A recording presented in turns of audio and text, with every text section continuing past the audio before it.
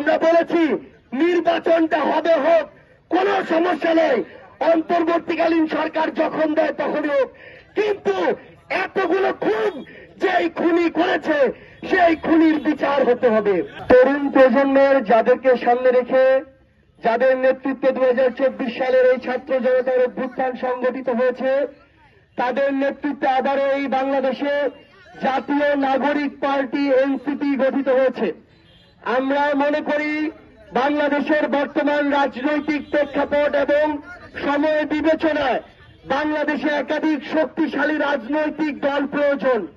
কারণ বাংলাদেশে যখন একাধিক শক্তিশালী রাজনৈতিক দল থাকবে, তখন রাজনৈতিক দলগুলোর মধ্যে ভালো কাজ করার প্রতিযোগিতা শুরু হবে।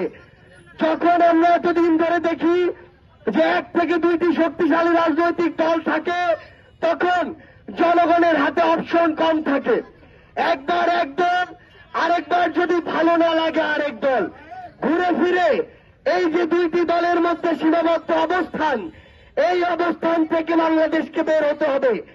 বাংলাদেশে যখন একাধিক শক্তিশালী রাজনৈতিক দল থাকবে, তখন তাদের মধ্যে একটি প্রতিযোগিতা শুরু হবে। আমরা এতদিন এই বাংলাদেশে রাজনৈতিক কালচারগুলোতে দেখেছি নমিনেশন কেনার একটি কালচার দেখেছি, আমরা মার্কা দিয়ে জিতে যাওয়ার কালচার দেখেছি। কোন একজন ব্যক্তি যখন ক্ষমতাসীন দলের একটি মার্কা পায়, অন্যরা তাকে জোর জবরদস্তি করে তাকে জিতিয়ে দেওয়ার আপ্রাণ চেষ্টা চালায়। আমরা আমাদের এই বাংলাদেশে আর এই অব্যর্থ এই যে নোংরা কালচারগুলো, এগুলো আর দেখতে চাই না।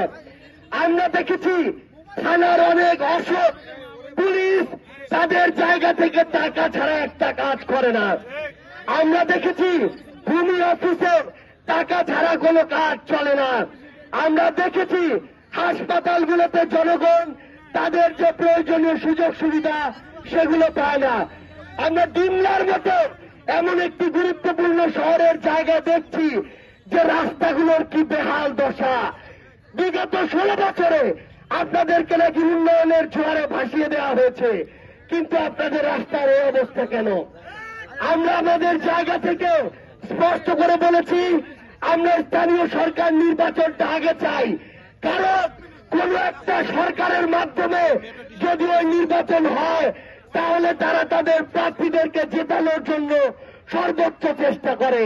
কিন্তু এখন যদি হয়, তাহলে যোগ্য মানুষটা নির্বাচিত হবে, অন্য কেউ এত সহজে এই প্রভাব রাখার সুযোগ পাবে না। আমরা বলেছি নির্বাচনটা হবে হোক, কোনো সমস্যা নেই, অন্তর্বর্তীকালীন সরকার যখন দেয় তখনই হোক, কিন্তু এতগুলো খুন যেই খুনি করেছে সেই খুনির বিচার হতে হবে। 5ই আগস্টে মানুষ যেই সংস্কারগুলোর স্বপ্ন দেখেছে সেই সংস্কারগুলো হতে হবে। আমরা চাই এই অন্তর্বর্তীকালীন সরকার একটি সুষ্ঠু এবং সুন্দর নির্বাচন দিয়ে জনগণের প্রতিনিধির কাছে ক্ষমতা হস্তান্তর করবে, তার পাশাপাশি এই সংস্কার এবং বিচারগুলো নিশ্চিত করবে। আপনাদের সাথে আমাদের আবারও রাজপথে দেখা হবে, হয় সংগ্রামে অথবা বিজয়ে। ততদিন পর্যন্ত ডিমলাবাসী ভালো মানুষদের সাথে থাকবেন, খারাপ মানুষদেরকে তিরস্কার করবেন, মার্কা দেখে ভোটটা দিয়ে ভালো মানুষদেরকে ভোট দিবেন। আপনাদের অবশ্যই বিজয় হবে ইনশাআল্লাহ। ইনকিলাব জিন্দাবাদ, জাতীয় নাগরিক পার্টি জিন্দাবাদ।